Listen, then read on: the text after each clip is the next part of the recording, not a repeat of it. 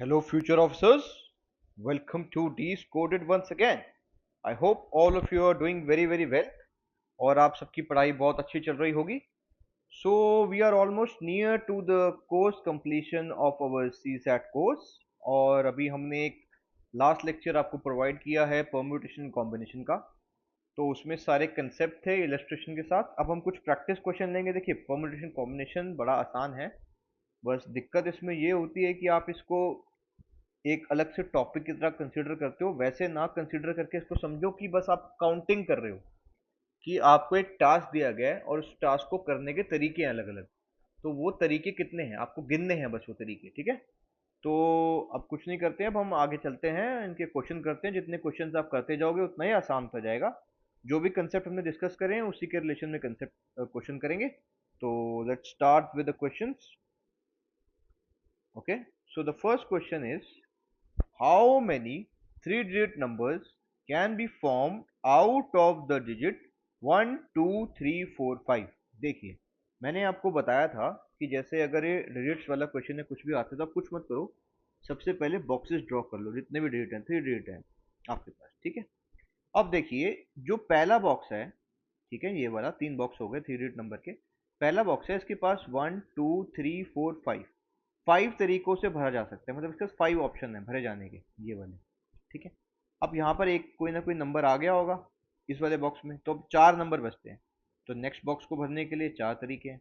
Similarly अब तीसरा box है, इसको भरने के 3 तरीके बचे. ये वही वाला कंसेप्ट है जो हमने लास्ट लेक्चर में डिस्कस किया है कि अगर किसी भी कोई भी एक 3 काम है, 3 वर्क है, अगर हमारे पास 3 वर्क है हमारे पास, और उस वर्क के अंदर जो है 3 डिफरेंट वर्क से मिलके वो एक वर्क बनता है. तो अगर फर्स्ट वर्क को करने की आपके पास एक्स वेज हैं, सेकंड को करने के वाई वेज हैं, तीसरे को करने के जेड वेज हैं.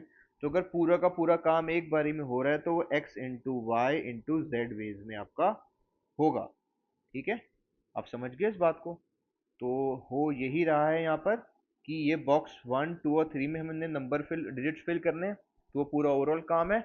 और बॉक्स 1 का काम एक सेपरेटली लोगे तो 5 है, बॉक्स 2 का लोगे तो 4 है, और बॉक्स 3 का लोगे तो 3 है. तो इसका आंसर हो गया आपका 5 into 4, 20 into 3, that is your 60.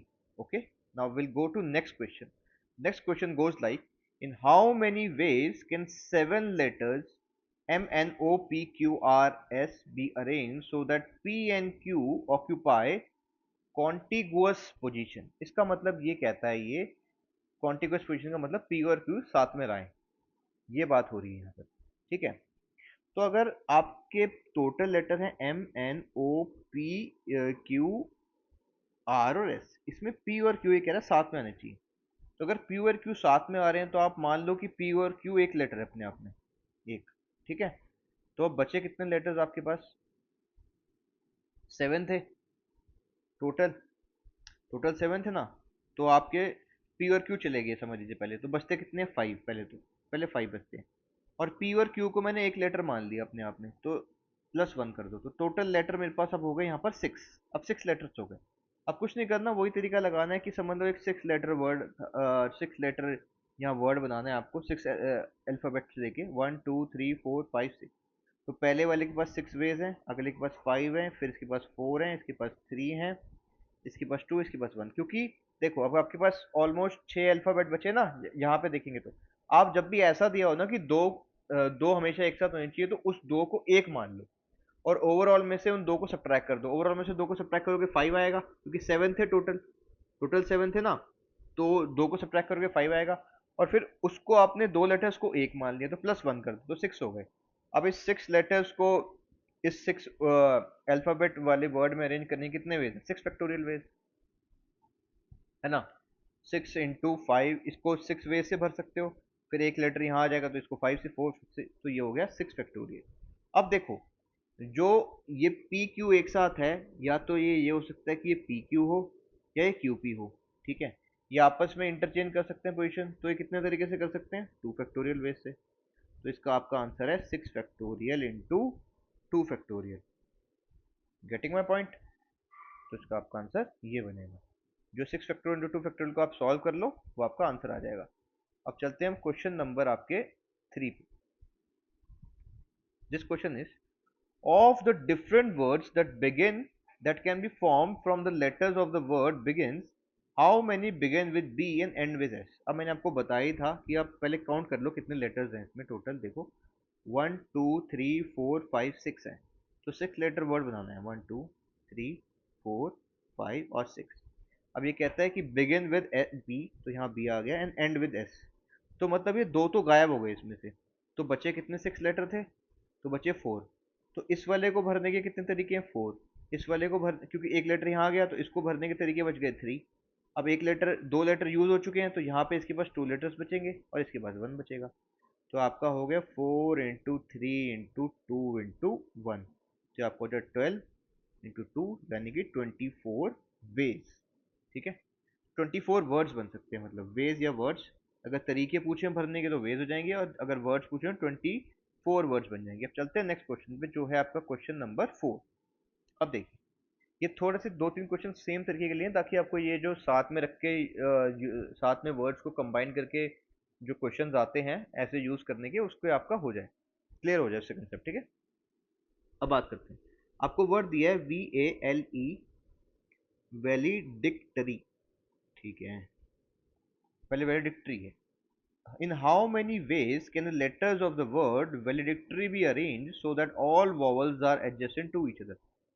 All vowels are adjacent to each other का मतलब है कि सारे vowels एक साथ आ रहे हैं। तो पहले चेक करते हैं कितने vowel हैं इसमें। एक, 1 2 3 और आपका 4, मतलब 4 vowels हैं। मतलब ये आपके vowel A, E, I और O, ये मतलब चारों एक साथ आने चाहिए।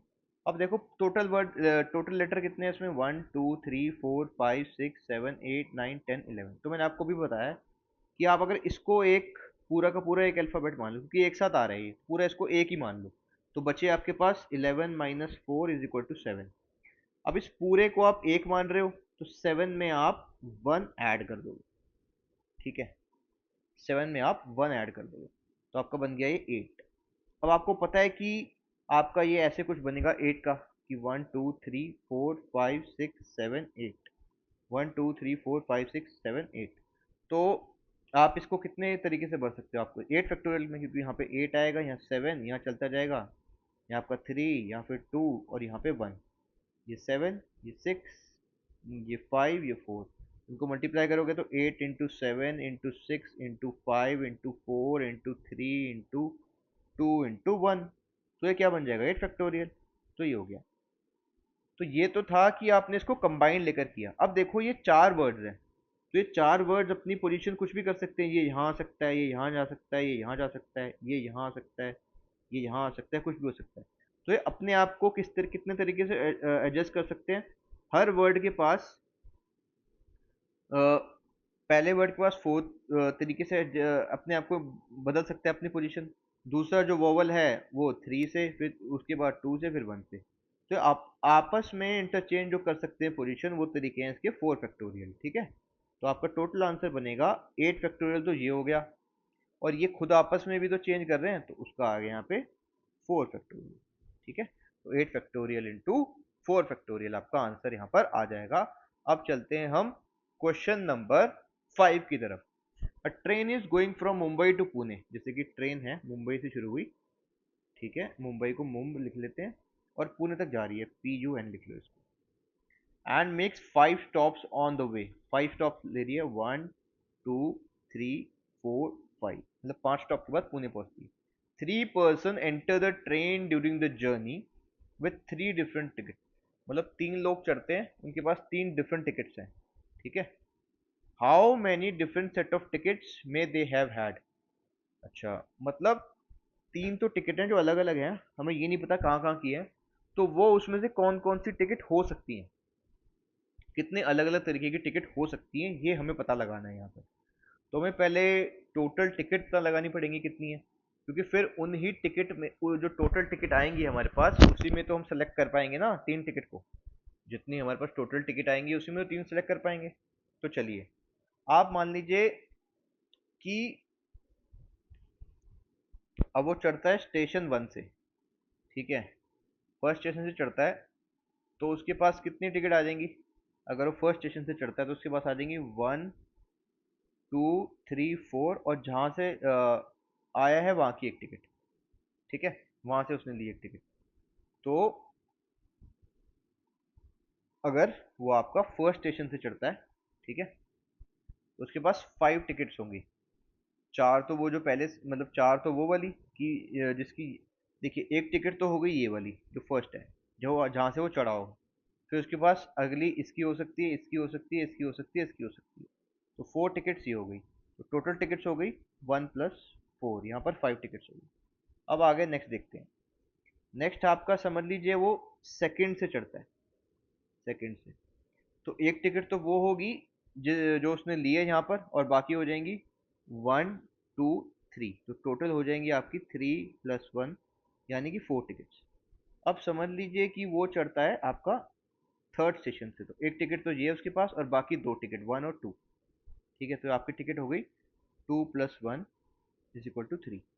अब वो समझ लीजिए आपका चढ़ता है फोर्थ स्टेशन से, तो एक टिकट तो यही होगी उसके पास जो पहले से है, और एक दूसरी होगी यहाँ की टिकट उसके पास, तो होगी आपकी 1 + 1 = 2। अब समझ लीजिए वो फिफ्थ स्टेशन से चढ़ता है और पुणे पे उतरता है, तो उसके पास एक टिकट है, यानी कि यहाँ फिफ्थ से चढ़ के पुणे तक जाने की। तो एक टिकट ही होगी। तो टोटल टिकट काउंट कर लेते हैं। टोटल टिकट होगी हमारे पास यहाँ पे 5 + 4 + 3 + 1, तो ये आपके हो गया 9, और ये आपका हो गया 5 और ये 1, तो आपके हो गया 1 + 5 + 9, यानी कि 15 टिकट्स। टोटल टिकट हो गई 15। अब उसमें से ये कह रहा है कि 3 डिफरेंट टिकट्स हैं, तो how many different set of tickets में दे हैव। तो मतलब ये जो 3 टिकट इनके पास होनी चाहिए, कौन कौन से डिफरेंट तरीके की टिकट्स हो सकती हैं। तो हमें क्या करना होगा कि 15 में से हमें सेलेक्ट करनी है 3 टिकट। तो 15C3 मैंने बताया हुआ है आपको कि जब आप सिलेक्शन करोगे और ऑर्डर मैटर नहीं करता है, तो आप उसमें कॉम्बिनेशन का यूज करोगे, जो कि है सी।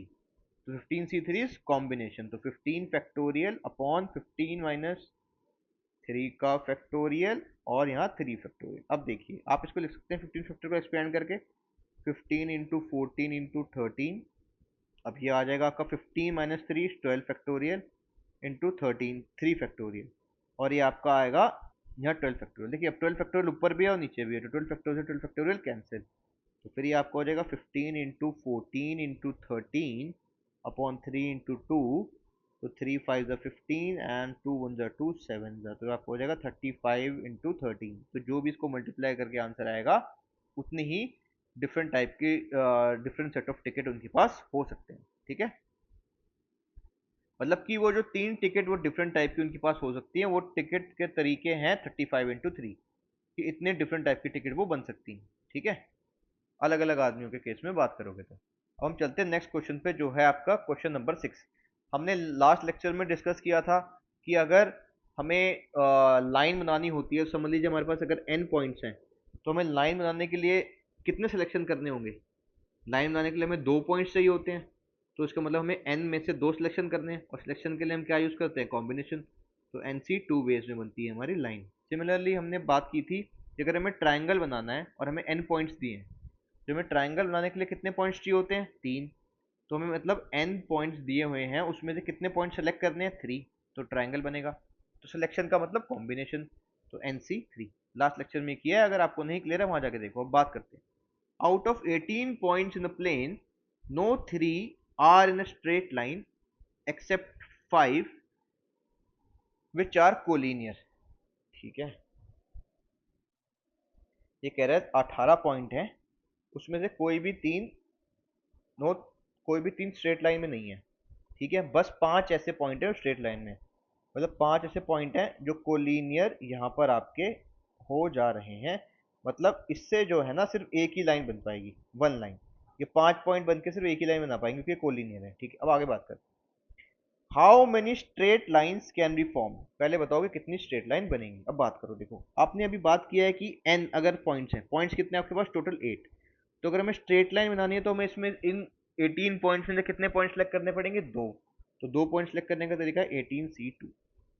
अब इस 18 में 5 पॉइंट ऐसे हैं जिनकी वजह से लाइन बनेगी नहीं, तो वो आपको इसमें से माइनस करना पड़ेगा। -5 जो ये आंसर आएगा, कितनी जितनी लाइनें इसमें बन रही होंगी उसमें से 5C2 वाले माइनस करने पड़ेंगे, क्योंकि ये लाइनें बन ही नहीं रही हैं आपके पास। ठीक है, और ये 5 पॉइंट मिलकर खुद एक लाइन बना रहे हैं, है ना। तो ये आपको यहाँ ऐड करना पड़ेगा। तो आपके नंबर ऑफ लाइंस आएंगी 18C2 -5C2, ठीक है, +1, क्योंकि ये जो 5 पॉइंट है यहाँ पर, एक खुद भी तो एक लाइन बना रहे हैं, तो वो तो ऐड करनी पड़ेगी। हालांकि इन 5 पॉइंटों की वजह से जो इस 18C2 में टोटल लाइंस बन रही थी, वो 5 पॉइंट कोलिनियर, तो उनकी वजह से लाइन नहीं बनेगी, पर ये खुद तो एक लाइन बना ही रहे हैं ना, वो आपको ऐड करना पड़ेगा। तो ये आंसर आ गया। अब आगे देखते हैं और क्या कह रहा है क्वेश्चन। ये क्वेश्चन कह रहा है how many triangles can be form. अब इसी में ट्रायंगल कितने बन जाएंगे। अब देखो, आपको बताया है कि ट्रायंगल बनाने के लिए आपको 3 पॉइंट का सिलेक्शन करना पड़ता है, और सिलेक्शन करने का मतलब कॉम्बिनेशन। तो आपके पास पॉइंट कितने हैं टोटल 18, तो आप सेलेक्ट कितने करोगे, 3 पॉइंट, तो 18C3। तो ये तो आपके टोटल ट्रायंगल हो गए।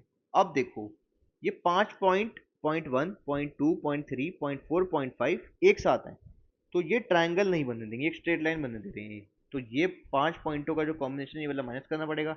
तो 18C3 -5C3, क्योंकि ये जो 5, ये जो पॉइंट्स हैं, इसके अंदर से 3 पॉइंट्स अगर हम सेलेक्ट करोगे, वो लाइन नहीं बनने दे रहे हैं, वो, है ना, नहीं बनने दे रहे हैं। तो ये यहाँ से माइनस होगा, तो टोटल आंसर ट्राइंगल का ये आ जाएगा 18C3 -5C3। देख रहे हो कितना आसान है। It's not at all difficult if you understand the concept. तो आप कुछ मत करो, आप वहां जाकर जो पिछला लेक्चर है उसको देख लो, उसमें सारे कंसेप्ट बहुत आसानी से समझाए गए हैं। जितने भी क्वेश्चन पॉसिबल होते हैं परम्यूटेशन कॉम्बिनेशन के, वो सारे उसमें लिए गए हैं केसेस की फॉर्म में, जितने टाइप ऑफ क्वेश्चन बन सकते हैं। तो वहां जाके देख लो उसको एक बार। ओके, तो अब आगे बात करते हैं।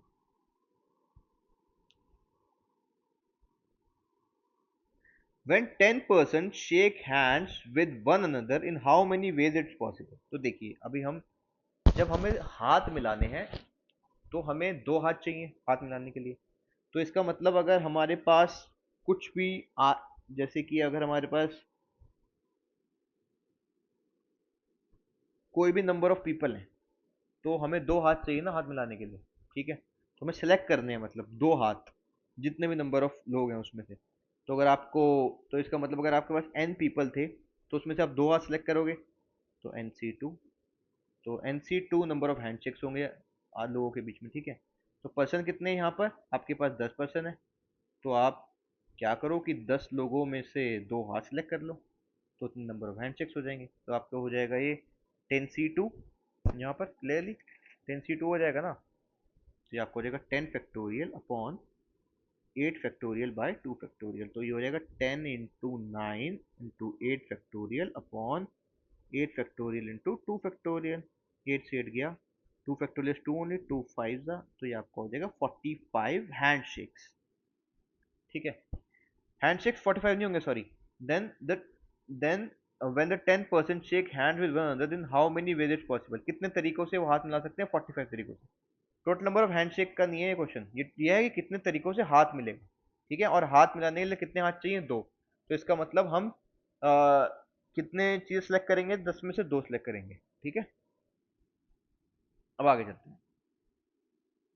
अब ये क्वेश्चन देखो, थोड़ा सा हम इस टाइप का कर चुके हैं कंसेप्ट इसके अंदर। ठीक है, कि अगर हमें, देखो ये क्वेश्चन पढ़ते हैं पहले, फिर बात करते हैं। A person has four coins, each of different denomination. What is the number of different sum of money the person can form using one or more coins at a time? अब ये one और मोर coin यहाँ पर देने की बात कर रहा है। अब देखो, एक हमने यहाँ कंसेप्ट आपका पहले देखा था, इस कंसेप्ट के बारे में एक बारी बात करते हैं जरा। देखिए ये वाला क्वेश्चन कंसेप्ट है।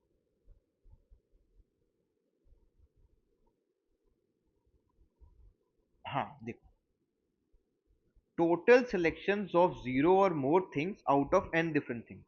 ठीक है, अब टोटल सिलेक्शन आपको लेने हैं n डिफरेंट थिंग में से। अब इसमें देखिए, 4 डिफरेंट कॉइन्स हैं, तो n की वैल्यू 4 है यहाँ पे।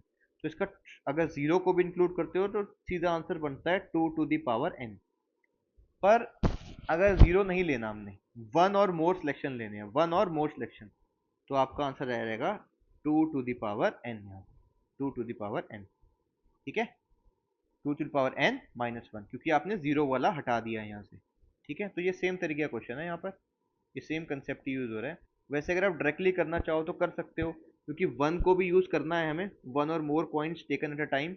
तो आपके देखो एन डिफरेंट ऑब्जेक्ट्स हैं, एन डिफरेंट, तो यहाँ एन कितना है, एन की वैल्यू आपकी 4। ये कह रहा है ना कि अगर हमें सेलेक्ट करने हैं, सिलेक्शन करने हैं, अगर हमने अभी हमने देखा कि सिलेक्शन की बात इसमें हो रही थी कि अगर आपको एन डिफरेंट उसमें से जीरो या मोर सेलेक्ट करने हैं, तो आपका फॉर्मूला सीधा हो जाता है 2 टू द पावर n। तो यहाँ पे अगर जीरो को भी इंक्लूड करोगे तो हो जाएगा 2 to the power 4। But zero को इंक्लूड नहीं करना, वन और मोर लेने हैं, तो आ जाएगा 2 टू द पावर 4 - 1। ठीक है, ये तो हो गया वैसे। और अगर आप इसको वैसे ना लेके आप देखो, इसमें अब क्या हो सकता है कि आपके पास 4 कॉइन है। ठीक है, तो अब सम कैसे बना सकते हो, एक कॉइन का यूज कर सकते हो, और यूज कर सकते हो 2 कॉइन का, और यूज कर सकते हो 3 कॉइन का, और यूज कर सकते हो 4 कॉइन का। तो मैंने आपको बताया था परम्यूटेशन कॉम्बिनेशन के जो लास्ट लेक्चर था कि अगर और आ रहा है तो आप प्लस करोगे, और आ रहा है तो आप क्या करोगे, प्लस।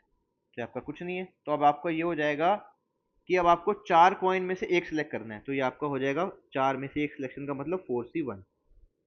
फिर आपको 4 में से 2 करने हैं तो 4c2 आपका। फिर आपको 4 में से 3 करने हैं तो 4c3 प्लस 4c4 आपका। ठीक है, तो आपका देखो, आप मेरे को लग रहा है आपको मैं समझा पा रहा हूँ ये कंसेप्ट ठीक से। ठीक है, कि ये कैसे हो रहा है ये वाला क्वेश्चन।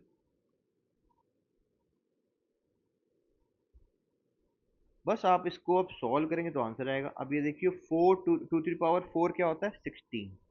तो 16 - 1 15, ये तो हो गया डायरेक्ट तरीके से करना। और ये हो गया अगर आप लॉजिक से जाओगे तो कि कैसे हो रहा है। तो हम यहाँ पे सॉल्व करते हैं 4c1 को। तो हो जाएगा 4 फैक्टोरियल अपॉन आपका 3 फैक्टोरियल प्लस 4c2 हो जाएगा आपका 4 factorial upon 2 factorial by 2 factorial plus 4c 2 factorial plus 4c4 आपका हो जाएगा क्या, ये आपका 1 हो जाएगा। ठीक है, तो 4 फैक्टोरियल बाय 3 फैक्टोरियल हो जाएगा कितना, 3 फैक्टोरियल कैंसिल, तो 4 प्लस 4। अब देखो 4 × 3, 2 फैक्टोरियल से 2 फैक्टोरियल कैंसिल, तो यहाँ तो 2 आएगा ये वाला, तो 2 और ये 2, ये 6 प्लस ये भी 6 बन जाएगा, प्लस ये आपका बन जाएगा यहाँ पर 4c3 था ना, ये 4c3, तो 4c3 तो बनेगा आपका क्या, 4c3 बनेगा 4 फैक्टोरियल बाय 3 फैक्टोरियल, गलत था यहाँ पे, ये 4c3 था। तो आपका बन जाएगा 4c3 मतलब कि 4 फैक्टोरियल बाय 3 फैक्टोरियल, और ये आपका बन जाएगा 4 अपने आप में, तो ये 1। तो ये आपका बन जाएगा 4 प्लस 6 प्लस 4 प्लस 1, तो आपका बनता है 10, और ये आपका 14 प्लस 1 इज इक्वल टू 15। तो देखो इससे भी ये सेम आंसर आ गया। ठीक है, तो I hope this is clear to you. Now will move to next question, that is your question number 9। ये थोड़ा सा हल्का सा ट्रिकी है और पेपर में आ भी सकता है। ठीक है, बात करते हैं इसके बारे में। देखिए, in a carom board game competition, m boys and n girls of a school participate, which every student has to play in which every student has to play exactly one game with every other student. Out of the total games played, it was found that in 221 games, one player was a boy and other player was a girl. ठीक है, इसका मतलब ये कह रहा है कि जो दो 221 गेम्स हुए ना आपके, वो ऐसे खेले गए कि लड़के और लड़कियों के बीच में, मतलब बॉयज इनटू गर्ल, मतलब एक लड़का था एक लड़की खेल रही थी, एक लड़का खेल रहा था एक लड़की खेल रही थी, वो ऐसे थे गेम्स। ठीक है, अब बात करते हैं।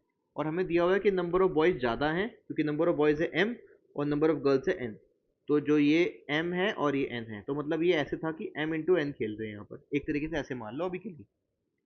अब देखते हैं, consider the following statement, the total number of student at participate in the competition 30। अच्छा, तो टोटल नंबर ऑफ स्टूडेंट जो है 30 थे। अगर ये 221 गेम्स हैं, मतलब ये टोटल सारे बच्चों ने खेली हैं, क्योंकि एक लड़का लड़की के साथ खेल रहा है, सभी ने खेला होगा ना फिर तो। ठीक है, तो इसका मतलब आप कह सकते हो यहाँ पर कि 30 को मैं किस तरीके से लिखूं कि ये जो m प्लस, इसका मतलब m प्लस n आपका 30 है, ठीक है, ये कहा जा रहा है ना। और दूसरा आपको कह रहा है कि m इंटू n ये आपका 221 है। बिल्कुल ठीक बात है। तो आप इसको सॉल्व करके देखोगे तो आपके पास आ जाएगा m इज इक्वल टू 17 और n आपका आ जाएगा 13। अब इसको पुट करके देख लेते हैं एक बार चेक करने के लिए, फिर से आप सॉल्व करोगे तो, क्योंकि m 17 इसलिए आएगा क्योंकि m बड़ा है और n छोटा है, ठीक है, दिया हुआ है ऊपर कि m is greater than n is greater than 1। तो इसका मतलब मैं ये कह सकता हूँ कि 17 प्लस 13, देखो चेक करके, ये 10 ये 130 हो रहा है, और इसको मल्टीप्लाई करके देख लो 17 और 13 को, 21 2 3 एंड 1 5 और आपका 7 और ये 1, तो 1 12 2 1 2 21, तो ये सेटिस्फाई कर रहे हैं, दोनों चीज़ों को सेटिस्फाई कर रहा है यहाँ पर। तो इसका मतलब स्टेटमेंट 1 तो आपकी ठीक हो गई है यहाँ पर, ठीक है। अब आगे चलते हैं। The number of games in which both players were girls is 78। अब चेक करते हैं, देखो टोटल नंबर ऑफ गर्ल्स हैं 13, ठीक है, टोटल नंबर ऑफ गर्ल्स हैं 13। अब कैरम खेलने के लिए दो लोग चाहिए आमने सामने, तो आपको दो लोग चाहिए होंगे, तो 13C2, तो अगर 13C2 78 आ जाता है आपके पास तो आपका आंसर ठीक होगा। तो देख लेते हैं, 13 फैक्टोरियल अपॉन ये 2 फैक्टोरियल, 13 माइनस 2 इज 11 फैक्टोरियल, तो हो जाएगा 13 इंटू 12 आपका, और ये 2 इंटू 11 फैक्टोरियल और इंटू 11 फैक्टोरियल, 11 से 11 कैंसिल, 2 6, तो आपका हो जाएगा 6 इंटू 3 18 और 1 कैरी ऑन, 6 इंटू 6 और 1 7, तो 78 आ रहा है, मतलब सेकंड स्टेटमेंट भी ठीक है। तो हम कह सकते हैं कि both statement 1 and 2 are correct. हम चलेंगे नेक्स्ट क्वेश्चन की तरफ, जो है क्वेश्चन नंबर आपका 10। और इस टाइप के क्वेश्चन आने के चांस बहुत ज़्यादा हैं, क्योंकि यूपीएससी इसी टाइप के क्वेश्चन जो हैं आपके बना रहा है आजकल, जो काउंटिंग बेस्ड हैं, ना कि आपके परम्यूटेशन कॉम्बिनेशन के डायरेक्ट क्वेश्चन हैं, ठीक है।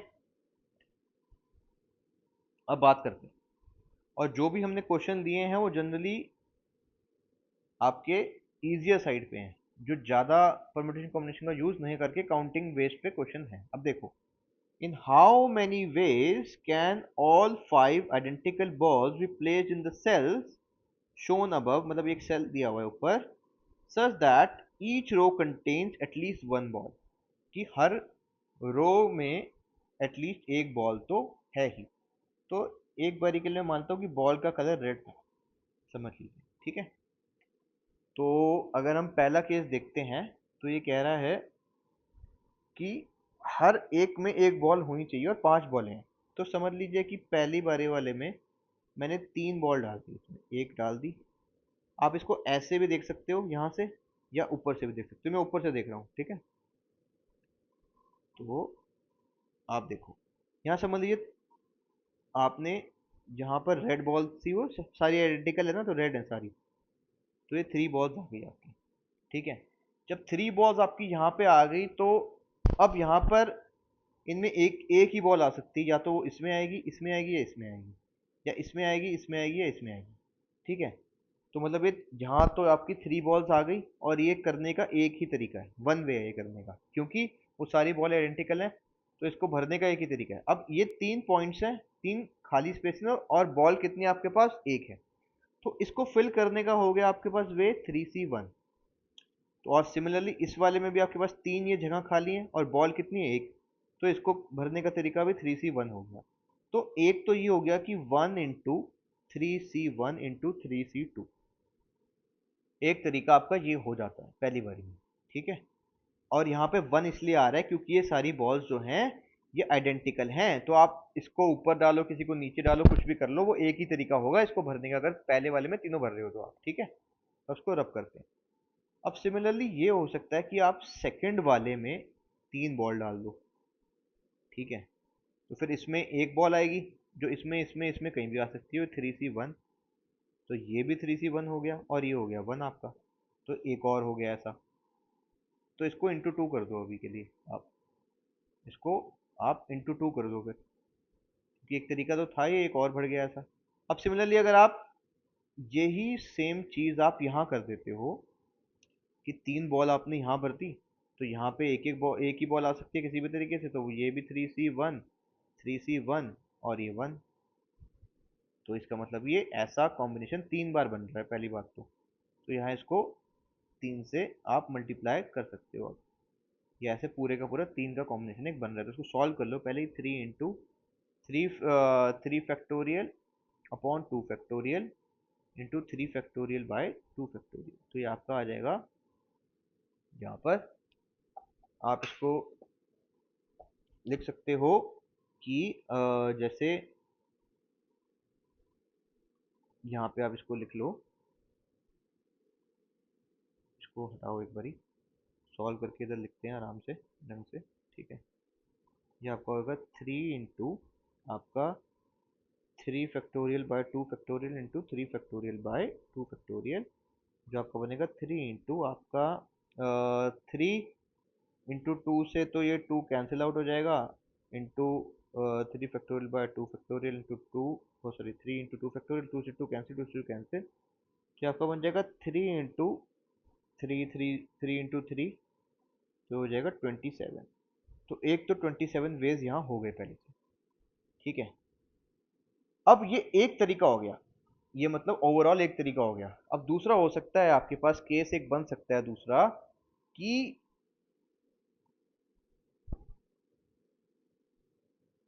दूसरा केस आपका ये बन सकता है यहाँ पर कि जैसे आप समझ लीजिए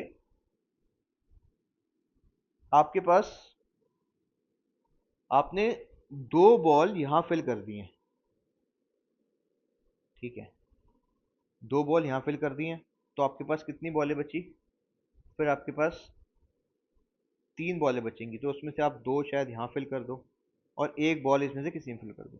तो ये 3 स्पॉट हैं, तो 3 स्पॉट और 2 बॉलें, तो ये आपका 3C2 वेज में होगा, ये भी 3C2 वेज में होगा, और इसके पास बॉल एक ही बची है, जगह 3 है, तो ये 3C1 वे में होगा। तो ये ऐसे हो जाएगा। अब आप इसको पोजीशन चेंज कर सकते हो ना फिर से। एक तो यहाँ यहाँ मान लो पहले कि 3C2 into 3C2 into 3C2, ये हो गया। ठीक है, एक तो ये तरीका हो गया पहला। फिर अब ये रिपीट भी तो हो सकता है ना, कि आपने ये 2 बॉलें यहाँ डाली, 2 बॉलें यहाँ डाली और यहाँ एक ही आई, फिर तो ये 3C1, ये 3C2, 3C2, ये हो गया। You are getting my point? तो ये मतलब ये भी, ये 2 टाइम्स हो जाएगा इसका मतलब।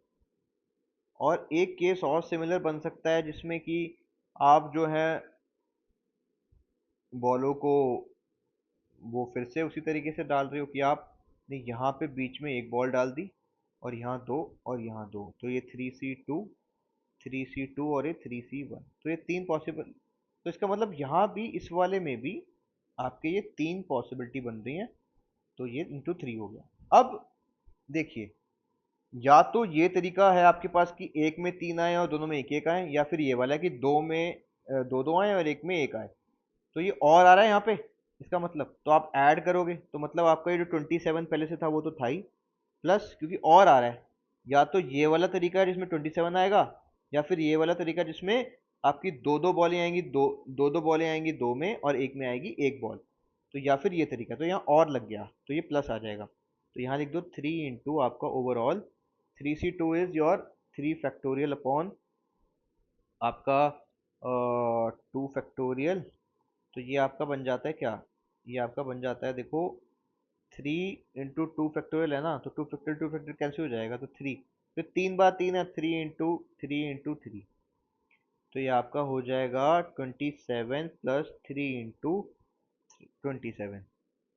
ठीक है, तो ये आपका बन जाता है यहाँ पे 27 4 टाइम्स, एक ये भी था, तो 27 इंटू 4, जो आपका रहेगा 4 7 28, 4 2 8 और 2, तो 108। ठीक है, 108 वेज में आप इसको फिल कर सकते हो ऐसे। ठीक है, I hope this is clear to you. Now will move on to next question. There are 6 different letter and 6 corresponding address envelopes. ये क्वेश्चन तो आ रखा है यूपीएससी में ऐसा। If the letters are randomly put in envelope, what is the probability that exactly 5 letters go into correctly addressed envelope? ठीक है, तो ये प्रोबेबिलिटी का क्वेश्चन है वैसे, पर ये कह रहा है, एक बार थोड़ा सा देख लो इसे। वैसे हमने आपको बताया था लास्ट लेक्चर में भी कि अगर लेटर डालने होते हैं लेटर बॉक्स में, तो इसका मतलब वो ऑर्डर्ड अरेंजमेंट है। तो आप उसमें परम्यूटेशन करते हो। क्या करते हो? परम्यूटेशन। कॉम्बिनेशन नहीं करते उसमें। उसमें आप परम्यूटेशन करेंगे। ठीक है। जैसे कि आपको दो ही एड्रेस पे डालना था, तो आपको 6P2 करोगे आप। ठीक है, 6 लेटरों को दो एड्रेस में डालना है तो अगर। ठीक है, ये तरीका है उसमें, वो परम्यूटेशन होगा वहां पे लेटर्स वाले केस में। तो कह रहे if if letters are randomly put in envelope, what is the probability that exactly 5 letter go in exactly correct envelope? अगर देखो 5 लेटर करेक्ट एनवेलप में चले गए तो छठा भी जाएगा, है ना? अगर 5 लेटर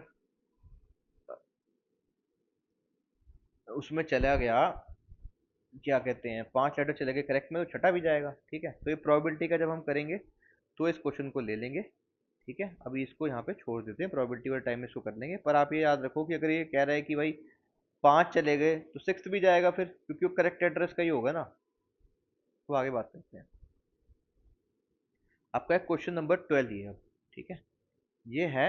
अभी बॉल वाला क्वेश्चन फिर से इसलिए करा रहा हूँ क्योंकि एक करा दिया, एक और प्रैक्टिस, क्योंकि इस टाइप के क्वेश्चन के आने के चांस है। क्योंकि पिछली पहले भी ऐसा क्वेश्चन आ रखा है कि आपके पास जो है सॉक्स हैं रेड वाइट और ब्लू वाली, और कैसे उसको अरेंजमेंट देके काउंटिंग करनी है, तो वो अब वैसे क्वेश्चन आ रखे हैं।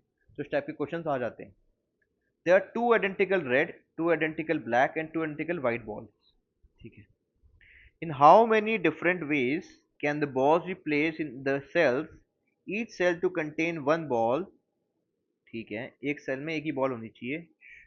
shown above such that balls of same color do not occupy consecutive cell. consecutive cell में नहीं होनी चाहिए सेम कलर की, मतलब अगर इसमें रेड है तो इसमें रेड नहीं हो सकती, अगर इसमें वाइट है तो इसमें वाइट नहीं हो सकती। इसका मतलब ये है कि दो कलर की बॉलें साथ में नहीं आनी चाहिए। अब देखो दोबारा से एक बार क्वेश्चन को विजिट करो कि क्वेश्चन आपको कह रहा है कि there are two identical red है, दो आइडेंटिकल ब्लैक है। ठीक है,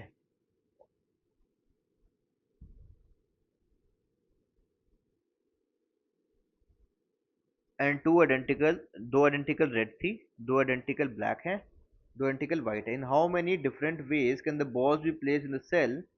ठीक है, each cell to contain one ball. एक सेल में एक ही बॉल होनी चाहिए आपके पास। ठीक है,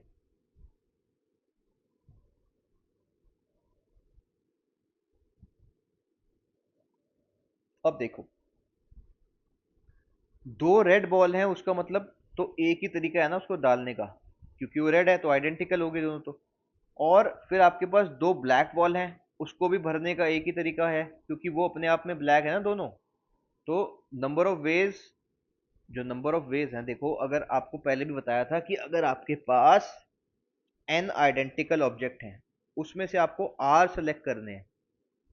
ठीक है, तो कितना, और ऑफ द सेम काइंड है, n आइडेंटिकल ऑब्जेक्ट हैं सेम काइंड के, और आपको सेलेक्ट उसमें से करने हैं r of the same kind, तो number of ways of doing that is 1 only. ये आपको मैंने पहले भी बता रखा है कि जैसे आपको मैंने बताया था उस वाले लेक्चर में कि आपके पास अगर 50 फ्लावर्स हैं, उसमें से आपको 50 आपके पास फ्लावर्स हैं रेड कलर के एग्जैक्टली सेम सारे, उसमें से आपको 5 फ्लावर्स उठाने हैं। ठीक है, तो अब जब आप 5 फ्लावर उठा लो, कोई भी उठा लो, 5 फ्लावर सारे सेम लगेंगे, तो इसका मतलब number of ways of doing that is 1 only. तो अगर आपके पास दो रेड बॉल भी थी ना, तो उसको फिल करने का तरीका एक ही है, और दो ब्लैक बॉल भी थी उसको फिल करने का तरीका एक है, और अगर एक वाइट बॉल है उसको भी फिल करने का तरीका एक ही है। तो पहले वाले सेल से शुरू करते हैं। इस वाले सेल के पास तीनों में से कोई भी बॉल आ सकती है। ठीक है, तो इसका आ गया 3 वेज सबसे पहला। अब जिस कलर की बॉल इस सेल में आएगी, तीनों में से कोई एक कलर की आएगी, वो यहाँ नहीं आनी चाहिए। तो इसका मतलब इसमें इसके पास सिर्फ 2 वेज हैं फिल होने के। ठीक है, अब देखो जो बॉल यहाँ पर आ गई थी जिस कलर की, वो यहाँ नहीं आनी सेकंड वाले में, पर वो थर्ड वाले में तो आ सकती है। तो थर्ड, और जो सेकंड वाले में आ गई वो थर्ड में नहीं आएगी, तो एक तो बच गई वैसे ही, जो एक्स्ट्रा बॉल है तीन में से। और सेकंड वाले में जो पहले से भर दिया वो नहीं आएगी, बट जो फर्स्ट वाले में आपने डाली थी वो सेकंड वो थर्ड में आ सकती है, तो इसके पास भी टू वेज है। सिमिलरली फोर्थ को भरने का भी टू वेज है। जैसे एक बार दोबारा समझ लेते हैं इसे, कि फर्स्ट के पास फर्स्ट में तो रेड आ सकती है एक, या ब्लैक आ सकती है, या व्हाइट आ सकती है, कोई भी आ सकती है इसमें से। पर अगर फर्स्ट में रेड आ गई तो सेकंड में रेड नहीं आएगी, तो उसमें ब्लैक या व्हाइट में से कोई आएगी, तो इस सेकंड वाले के पास टू ऑप्शंस होंगे। अब अगर समझ लीजिए फॉर एग्जांपल सेकंड में आपकी ब्लैक बॉल आती है, तो वो थर्ड में नहीं आएगी। ठीक है, तो थर्ड में आपकी रेड और व्हाइट आएंगी, दो ये वाली। ठीक है, तो थर्ड में आपकी कौन सी आएंगी, रेड और व्हाइट। तो थर्ड को भरने के कितने तरीके हो गए, दो। अब आप एज्यूम कर लीजिए कि जो थर्ड था उसमें व्हाइट बॉल आ जा डाल दी थी आपकी, तो अब जो फोर्थ वाला है उसमें रेड और ब्लैक ही आ सकती है, तो वो दो बॉलें थी, तो उसको भरने के भी टू टू वेज हो गए। तो टोटल आपके वेज हो गए 3 इंटू 2 इंटू 2 इंटू 2, यानी कि 3 टू 6 और 4 इंटू इज इक्वल टू, ये आपका आएगा 24 यहाँ पर। Getting my point. अब आगे चलते हैं नेक्स्ट क्वेश्चन पे, जो है क्वेश्चन नंबर 13 आपका। ठीक है, ये फिर से बॉल का क्वेश्चन एक और बार ले लिया ताकि बिल्कुल कंसेप्ट आपको क्लियर हो जाए। ये थोड़ा सा अलग है, इसमें डिफरेंट कलर की है, वहां पे आइडेंटिकल कलर की थी। ठीक है, 5 balls of different colors are to be placed in 3 different boxes such that any box contains at least one ball. What is the maximum number of different ways in which this can be done? अब देखो आप इस बात को समझो कि एक box one है, ये बॉक्स टू है, ये बॉक्स थ्री है, B1 B2 और B3, और डिफरेंट डिफरेंट कलर्स की बॉल हैं आपके पास। ठीक है, और एक बॉक्स में एक बॉल ही होनी चाहिए, एक से ज्यादा नहीं, ये कह रहा है ना। देखो, ये कह रहा है कि 5 डिफरेंट कलर की बॉक्स हैं और आर टू बी, ठीक है, आप समझ पा रहे हो मेरी बात। 5 बॉलें हैं डिफरेंट कलर की, such that any box contain at least one ball, एक में एक तो होनी चाहिए। तो समझ लेते हैं हम पहली बारी में कि पहले बॉक्स में 3 आ गई, तो अगले में 1 आएगी, इसमें 1 आएगी। ठीक है, तो ये करने का कितना वे हो गया आपको, मतलब 5 बॉलों में से 3 सेलेक्ट करनी है, तो 5C इंटू, अब बॉल है आप 3 आ गई, तो बॉल कितनी बची, 2, तो अगले में डालनी एक है, तो 2C1। अब देखिए, दो बॉलों में से एक यूज हो गई, तो एक ही बॉल बची, तो अगले को भरने का तरीका 1C1। तो इसको भरने का स्टार्टिंग में तरीका 5C3, अगले वाले में 2C1 और अगले में 1C1। आप समझ पा रहे हो मेरी बात यहाँ पर। तो ये हो गया।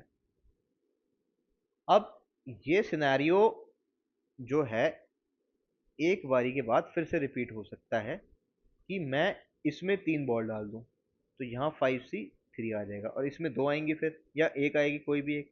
तो यहाँ आएगा आपके पास कितनी बॉल बची, 2C1 और ये 1C1।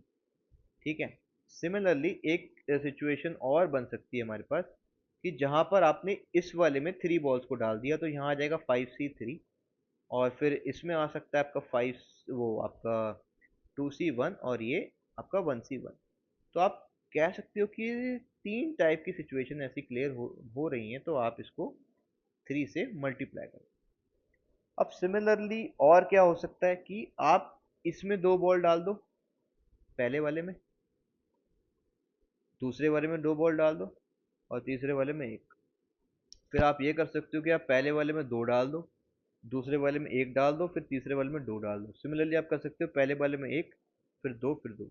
पर ये चीज तो सेम ही बन रही है ना, कि जो पहले वाले को भरने का तरीका आपने बनाया वो था 5C2, फिर आपकी 2 बॉल यूज होगी, तो आपकी 3 बॉलें बची, तो 3C2 आपका। फिर आपके पास बॉल कितनी बची, दो तो फिल हो गई, तो एक बची 1C1। और ये कितनी बार ऐसा प्रोसेस हो रहा है, एक बार, 2 बार और 3 बार, तो आप इसको भी 3 से मल्टीप्लाई कर सकते हो। तो आपके पास अब दो ऑप्शन है, या तो आप इस तरीके से भर सकते हो, और you can fill it like this. तो आपको बताया है जब और आ जाएगा तो आप क्या करोगे, ऐड। तो 3 इंटू, जो भी आपका ये बनता है सिनेरियो, 5C3 इंटू आपका ये 2C1 into 1C1 plus 3 times of your 5C2, इसको ऐड करोगे ना, और का मतलब ऐड है, 5C2 इंटू आपका 3C2 इंटू आपका 1C1। तो ये आप इसको सॉल्व कर लो, ये आपका इसका आंसर है। ठीक है, अब चलते हैं नेक्स्ट पे। नेक्स्ट क्वेश्चन की तरफ चलते हैं हम, जो बहुत अच्छा क्वेश्चन है। देखो इसे, अमित हैज 5 फ्रेंड्स ठीक है, अमित के पास 5 दोस्त हैं, अमित के दोस्त हैं 5, जिसमें से 3 आपकी गर्ल्स हैं और बॉयज हैं आपके +2 बॉयज। ठीक है, इसको कलर को चेंज करते हैं, थोड़ा सा ब्लू ले लो या फिर ये वाला पर्पल, हम इसको ले लो। ठीक है, और जो अमित की वाइफ है AW मान लो उसको, उसके भी 5 फ्रेंड्स हैं, इसमें से 3 बॉयज हैं +2 गर्ल्स हैं। अब आगे चलते हैं। In how many maximum number of different ways can they invite 2 boys and 2 girls such that 2 of them are Amit friends and 2 are wife friends. अब इन दोनों को एक पार्टी, इन्होंने कुछ भी या जो भी किया था, उनको 4 लोग बुलाने हैं, उसमें 2 लड़के 2 लड़की होने चाहिए। ठीक है, ऐसे होने चाहिए कि दो तो उसमें दोस्त तो अमित के और 2 दोस्त हों इसकी वाइफ के, पर 2 लड़के 2 लड़की ही होने चाहिए। ठीक है, तो मतलब हमने टोटल 4 लोग बुलाने हैं, हमें 4 लोगों को सिलेक्ट करना है। ठीक है, और उसमें अलग अलग ऑप्शन है हमारे पास, तो हम इसमें क्या करेंगे, एडिशन। ठीक है, अब देखो, अब मेरे को 2 बुलाने हैं, तो मैं सबसे पहले 2 लड़के सिलेक्ट कर लेता हूँ। ठीक है, तो मैं उसमें से सिलेक्ट कर सकता हूँ, इसमें अमित से में से, तो अमित के पास पहले से ही 2 बॉयज थे, तो 2C2, एंड मुझे 2 लड़कियां भी बुलानी है, तो यहाँ एंड आ रहा है ना, तो मल्टीप्लाई हो गया एंड, क्योंकि 2 लड़कियां इसके साथ बुलानी है ना, तो एंड आएगा यहाँ पे, तो एंड का मतलब मल्टीप्लाई।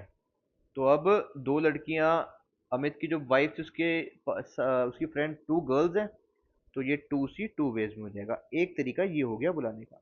और क्या तरीका हो सकता है, और मतलब ये वाला और, तो आएगा प्लस।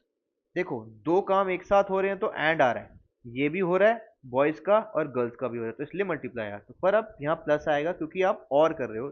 जो नेक्स्ट तरीका है, नेक्स्ट तरीके में क्या हो सकता है कि देखो, अब यहाँ से एक गर्ल बुला लेते हैं हम, तो 3C1 वे में वो गर्ल आ सकती है, और एंड उसके साथ एक और गर्ल चाहिए हमें, क्योंकि 2 गर्ल 2 बॉयज होने चाहिए, तो दूसरी गर्ल मैं बुला लूंगा यहाँ से, ये अमित की फ्रेंड, तो ये हो जाएगा 2C1। ठीक है, उसके अलावा एंड मुझे क्या चाहिए, अब 2 लड़के, तो मैं बुला सकता हूँ एक, तो इसमें से 3 लड़कों में से 3C1, और एक और लड़का बुला सकता हूँ ये इसमें से 2C1। ठीक है, और क्या तरीका है मेरे पास, इन 4 लोगों को बुलाने का। एक और तरीका मेरे पास है कि मैंने 2 लड़के यहाँ से बुला, 2 गर्ल्स यहाँ से बुला ली। ठीक है, और 2 बॉयज यहाँ से बुला लिए इसकी वाइफ से, तो 2 गर्ल्स अमित के से बुलाई, तो 3C2, और 2 लड़के भी बुलाने हैं मुझे साथ में, तो 3C2। एक तरीका ये है। ठीक है, देखिए, जब ये हो रहा है तो एंड आ रहा है, boy and girl, boy and boy and boy, boy and girl, and boy boy and girl. ठीक है, और ये तरीके अलग अलग वेज हैं, एक ये 1 वे है, ये 2 वे है, 3 वे है, तो टोटल वेज को आप ऐड करते जाओगे, क्योंकि और ये भी हो सकता है, एक ये भी हो सकता है, और का मतलब प्लस, और एंड का मतलब मल्टीप्लाई। ठीक है, अब आप इसको सॉल्व कर लो, आपका आंसर आ जाएगा। ठीक है, सॉल्व करोगे आंसर आ जाएगा। अब नेक्स्ट क्वेश्चन में चलते हैं, जो है क्वेश्चन नंबर आपके पास 15। In in in a question paper there are 4 multiple choice question. ठीक है, 4 क्वेश्चन है, मतलब 1, 2, 3 एंड 4 क्वेश्चन है आपके पास। Question number 1 Q1, Q2, Q3 और Q4। अब आगे बात करते हैं। ईच क्वेश्चन हैज 5 चॉइसेस, तो मतलब इस क्वेश्चन को आंसर करने के कितने तरीके हो गए, 5। इसको भी 5 हो गए, इसको भी 5 हो गए, इसको भी 5 हो गए। ठीक है, what is the total number of ways in which a candidate will not get all 4 answers correct। अच्छा, देखो, टोटल क्वेश्चंस को आंसर करने के तरीके तो ये हो गए कि 5 into 5 into 5 into 5। I hope आप मेरे साथ इसमें क्लियर हैं, हो जाएगा 5 to the power 4 आपका। अब ये कह रहा है what is the total number of ways in which a candidate will not get all 4 answers correct. अब क्वेश्चन 4 थे, तो अगर चारों क्वेश्चन ही सही हो जाए, वो क्या तरीका होगा, एक ही तरीका होगा ना, कि ये भी सही हो जाए, ये भी हो जाए, ये भी हो जाए, ये भी हो जाए। ये कितना है ऑप्शन, ये एक ही तो तरीका है ऐसा, कि जिसमें चारों सही हो रहे हैं। जिसमें चारों सही हो रहे हैं वो कितने तरीके हैं, एक ही है। और हमें बताना है कि what is total number of in which a candidate will not get all 4, कि सारे सही हो ही ना। तो सारे सही होने का पॉसिबिलिटी यही है ना कि ये भी सही हो गया, ये भी सही हो गया, ये भी हो गया, ये भी हो गया, और वो तरीका एक ही है। तो सारे ना सही हो का मतलब हो जाएगा 5⁴ - 1। ये आपका आंसर हो गया। ठीक है। So with this we are done with this permutation combination question. अब हम अगला प्रोबेबिलिटी का लेंगे और पीवाईक्यू लेंगे प्रोबेबिलिटी के और परम्यूटेशन कॉम्बिनेशन के। आपको परम्यूटेशन कॉम्बिनेशन के और क्वेश्चन करा देंगे, और कल तक हमारा परम्यूटेशन कॉम्बिनेशन और प्रोबेबिलिटी का ये जो टॉपिक है पूरा ओवर हो जाएगा। ठीक है। और कल आपको एनवायरनमेंट का जो पार्ट 3 है वो भी आपको मिल जाएगा, जो पीवाईक्यू के बेस पे आपके डिस्कशन थे। और जो आवर प्लैनेट जो सीरीज है उसके अंदर जो एनिमल्स का डिस्कशन है वो भी उसमें ले लेंगे, क्योंकि उसमें से भी क्वेश्चन बना देता है यूपीएससी। तो with this we would like to conclude this video. I hope ये आपको हेल्प करेगी। ये सारे क्वेश्चंस आप कर लीजिएगा और पिछला लेक्चर भी देख लो। आपके सारे क्वेश्चन परम्यूटेशन कॉम्बिनेशन के भी सही हो जाएंगे, क्योंकि कंसेप्ट बेस्ड है सब कुछ। ठीक है। तो thank you so much, keep working hard, all the best.